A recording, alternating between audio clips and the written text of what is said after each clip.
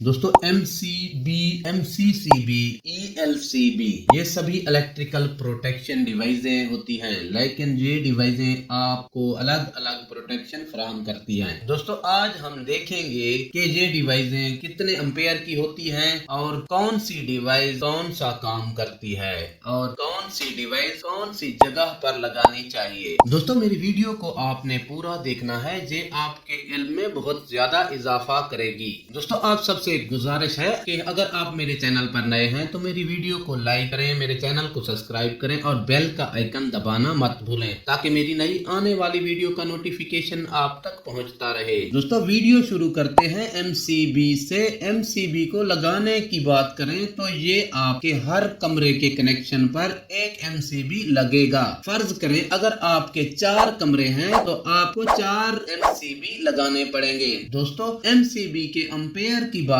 करें तो ये ज्यादा से ज्यादा 125 एम्पेयर तक हो सकते हैं। अब दोस्तों बात करते हैं कि MCB क्या काम करते हैं। दोस्तों अगर आपके कमरे की तारें शॉर्ट हो जाती हैं तो ये MCB आपकी लाइट को बंद कर देगा। अगर आपके कमरे में बिजली की वजह से आग लग जाती है तो भी ये आपकी बिजली बंद कर देगा। दोस्तों अब हम बात करते हैं MCCB के बारे में। MCCB का इस्तेमाल ज्यादा करंट और वोल्टेज को कंट्रोल करने के लिए इस्तेमाल होता है। दोस्तों MCCB के एम्पेयर की बात करें तो ये 16 एम्पेयर से लेकर 1600 एम्पेयर तक के हो सकते हैं और ज्यादातर इसका इस्तेमाल फैक्ट्रियों में किया जाता है। और इसके इस्तेमाल की बात करें तो ये MCB की तरह काम करते हैं। दोस्तों अब बात करते हैं ELCB के बारे में। दोस्तों ELCB ये बिजली के मेन कनेक्शन पर लगाए जाते हैं। दोस्तों